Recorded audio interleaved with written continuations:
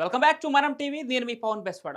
నిన్న పాడుతా తీయగా ప్రోగ్రాం పైన దాంట్లో జడ్జిలుగా వ్యవహరించినటువంటి మ్యూజిక్ డైరెక్టర్ కీరవాణి పైన, అదేవిధంగా లిరిసిస్ట్ చంద్రబోస్ పైన, ఇక సింగర్ సునీత గారి పైన ప్రవస్తి అనే ఒక కంటెస్టెంట్ చేసినటువంటి ఆ ప్రోగ్రాంలో పార్టిసిపేట్ చేసి 12వ రౌండ్లో ఎలిమినేట్ అయినటువంటి ప్రవస్తి అనే ఒక యువతి చేసినటువంటి కామెంట్లు అందరికీ తెలిసిన విషయమే. తనని తొక్కేశారంటూ తన ఆవేదనను చెప్పుకునే ప్రయత్నం చేసింది. అయితే దీని మీద పెద్ద చర్చే నడిసింది. కానీ దీనిపైన మాత్రం కీరవాణి గారు కానీ, చంద్రబోస్ కానీ, లేదంటే సునీత కానీ ఎవరు దీనిపైన రియాక్ట్ అవ్వలేదు. కానీ ఇప్పుడు ఫిల్మ్ ఇండస్ట్రీలో సింగర్స్‌గా ఉన్నటువంటి కొంతమంది మధ్య ఇదొక చర్చలాగా నడిసింది. ఈ నేపథ్యంలోనే సింగర్ లిప్సిక ఈమె తన సోషల్ మీడియా అకౌంట్ ద్వారా ప్రవస్తికి ఒక కౌంటర్ ఇచ్చే ప్రయత్నం అయితే చేశారని అనుకోవచ్చు. ఎందుకంటే ప్రవస్తి ఎవరైతే కీరవాణి గారి మీద, అదేవిధంగా చంద్రబోస్ గారి మీద, సునీత మీద చేసినటువంటి కామెంట్స్ ఉన్నాయో అవన్నీ నువ్వు కొంచెం మెచ్యూర్డ్‌గా ఆలోచించి స్టెప్ తీసుకోవాల్సింది ప్రవస్తి. నువ్వు ఇంకా ఎదగాలి అంటూ ఆ లిప్సిక చేసినటువంటి కొన్ని కామెంట్స్ ఇప్పుడు వైరల్‌గా మారుతున్నాయి. అయితే లిప్సిక అసలు ఏం చెప్పింది? ప్రవస్తి వాళ్ళపైన చేసినటువంటి కామెంట్స్ జెన్యూనా కాదా? ప్రవస్తికి వ్యతిరేకంగా మాట్లాడిందా లిప్సిక అనేది ఒకసారి తన మాటలోనే వినే ప్రయత్నం చేద్దాం మనం. నిన్న సోషల్ మీడియా అంతా కూడా చాలా బిజీగా ఉంది. ప్రవస్తి అనే singer, my dear sister, she has come up with one video. తను పాడుతా తీయగాలో ఏం ఫీల్ అయింది అని ఒక వీడియో పెట్టింది. ఫస్ట్ ఆఫ్ ఆల్, మనలో ఎంతమందికి అంత మెచ్యూరిటీ ఉంది to understand that is one side of the story.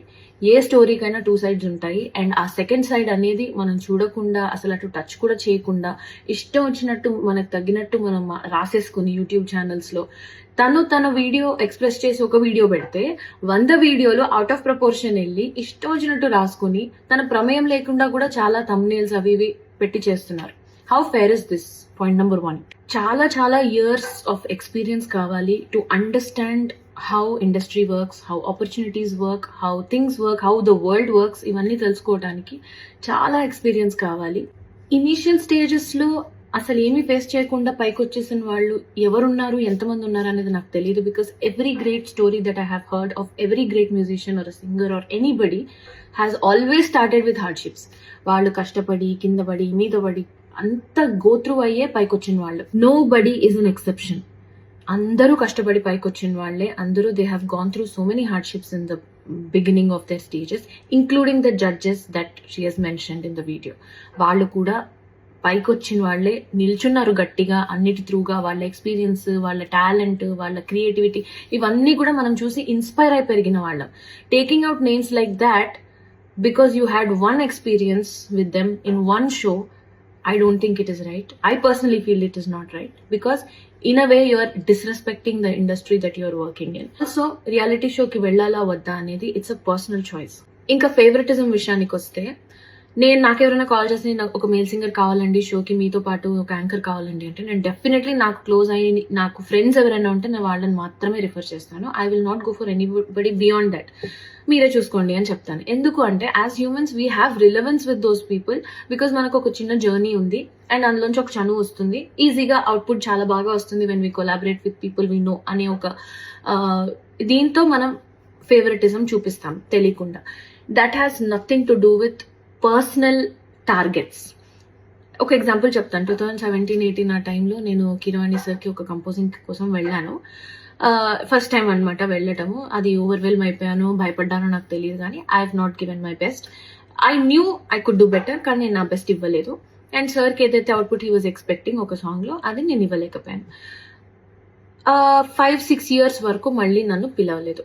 నేను కూడా డిసప్పాయింట్ అయ్యాను, చాలా డిసప్పాయింట్ అయ్యాను. ఎందుకు అసలు ఒక 2-3 ఛాన్సెస్ ఇవ్వచ్చు కదా నాకు అని నేను కూడా చాలా డిసప్పాయింట్ అయ్యాను. But I didn't give up. ఈ 5-6 years I have genuinely worked, అంటే సార్ దగ్గర కాదు, బయట genuinely worked, improved my talent, learned so many things, learned about how industry work, ఎలాంటి మైండ్ సెట్ ఉంటుంది మ్యూజిషియన్స్కి, ఇవన్నీ కూడా నేను దగ్గరుండి డే బై డే నేర్చుకుని వచ్చాను. 5-6 years లో కూడా I have created my own opportunities. డబ్బింగ్కి వెళ్ళేదాన్ని, సింగింగ్ చేసేదాన్ని, ట్రాక్స్ పాడేదాన్ని, కోరస్ పాడేదాన్ని, ఆర్జింగ్ చేసుకునేదాన్ని. All the opportunities I have created for myself. 5-6 years తర్వాత without any external influence, I got a call from Kirani sir saying that he wants to work on a song. నేను వెళ్ళాను. This time I did much better. Sir ఏదైతే output అనుకున్నారో that I could deliver. As simple as that. నాకు అర్థమైంది నా ఎక్స్పీరియన్స్లో ఏంటి అంటే, తెలియకుండా వి ఓవర్సీ థింగ్స్. అంటే అమ్మో అని ఒక పెద్ద ఇది ఇచ్చేసుకుంటాం థింగ్స్కి, బట్ అక్కడ అంత ఉండదు. Especially at times like this we should calm down and look at the bigger picture here, because it is never about people, it is about art, it is about music, it is about output. ఇవి పెద్ద విషయాలు మనకంటే కూడా. So దాన్ని అలా చూసినప్పుడే as artists I think we will enjoy this journey. ఇప్పుడు అనిపించింది 5-6 years తర్వాత నన్ను ఎందుకు పిలిచారు out of the blue moon అంటే, బికాస్ నా సైడ్ నుంచి, నా పర్స్పెక్టివ్ నుంచి ఆలోచిస్తే, because I didn't give up. And also నా వర్క్ ఏదైతే చేశానో అది ప్యూరెస్ట్ ఇంటెన్షన్స్తో చేశాను. I have never expected anything out of anybody's association. Sure, every singer goes through something or the other. And also overall గా మన చుట్టూ సింగర్ పక్కన పెట్టండి, మ్యూజిషియన్ పక్కన పెట్టండి, ఓవరాల్ గా మన చుట్టూ ఇంతమంది ఉన్నారు కదా, ఇంతమందిలో ఎంతమంది హ్యాపీగా ఉన్నారు, ఎంతమంది స్ట్రెస్ గో త్రూ అవుతున్నారు. If the problem lies only in music industry, only in singers, only with reality shows, ఇంతమంది ఎందుకు డిసప్పాయింటెడ్ గా ఉన్నారు చుట్టూ? Because it is happening everywhere.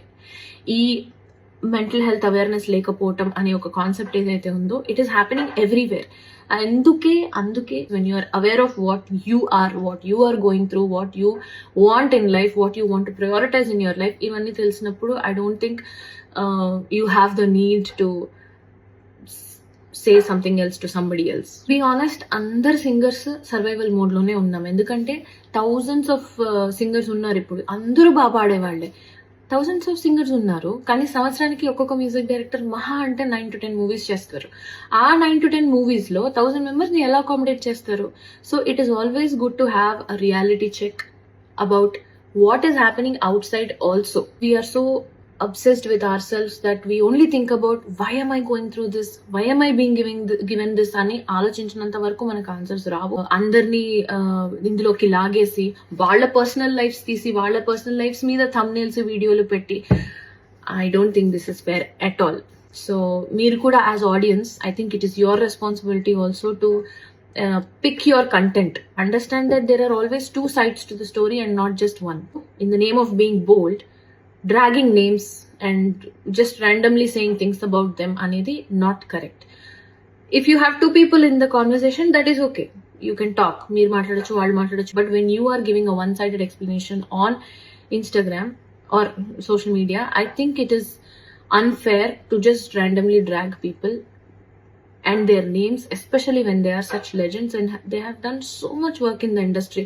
Vaalla paatal lekunda it is definitely incomplete. The industry is definitely incomplete. I think even my dear sister Pravasti will grow in life only when she tries to understand how this world works. And in my personal experience with MM Keeravani garu, I think he is an amazing man. He is very very humble and అందరినీ ఒకేలాగా చూస్తారు, equal గా చూస్తారు, respect ఇస్తారు. Have been working with him and I felt this was unfair, just unfair to drag him and చాకరీ చేస్తారు అని అన్నారు. అది వాళ్ళు అలా చెప్పారో లేదో నాకు తెలియదు, చెప్పుండరు అనుకుంటున్నాను. ఒకవేళ చెప్పుంటే కూడా I think that is the most favourite చాకరీ for any singer or every singer, because వాళ్ళ దగ్గర, కిరవాణి గారు లాంటి వాళ్ళ దగ్గర నేర్చుకోవటానికి ఇంత ఉంటుంది. అండ్ ఎలాంటి చాకరీ ఉంటుంది? నోటేషన్స్ ఇస్తే స్వరాలు రాసుకోవటం, చాలా కష్టపడి నేర్చుకోవటం, స్టూడియోకి వెళ్ళి పాడటం, ఒకసారి బాగాలేదంటే మళ్ళీ అవుట్పుట్ బాగా వచ్చే వరకు పాడటం, ఇదంతా చాకరీయే కదా మరి. సో ఈ చాకరీ చేయడానికి ఏ సింగర్కి ఇష్టం ఉండదు? అందరికీ ఇష్టం ఉంటుంది. Because when you have an opportunity to learn so much from an amazing legend that is easily accessible to you. అసలు people forget the fact that he is easily accessible to you. అలాంటి పర్సన్ దగ్గర చాకరీ చేయడానికి నామోషి ఏంటి నాకు తెలియదు. If it is this kind of చాకరీ that I'm talking about. I think I've spoken enough. Thank you guys. Thank you so much. మొత్తానికి లిప్సిక ఏం చెప్పిందో విన్నారు కదా. సో దీనిపైన మరి ప్రవస్తి మళ్ళీ ఏమైనా కౌంటర్ ఇస్తూ వీడియో ఏమైనా చేస్తుందా? అదేవిధంగా నిన్న ప్రవస్తి వారిపైన చేసినటువంటి కామెంట్స్కి కీరవాణి గారు కానీ, లేదంటే చంద్రబోస్ గారు కానీ, ఇటు సింగర్ సునీత కానీ మరి ఇంతవరకు స్పందించలేదు. ఒకవేళ వారి నుంచి స్పందిస్తే వాళ్ళు ఎలా స్పందిస్తారు అనేది కూడా వేచి చూడాలి.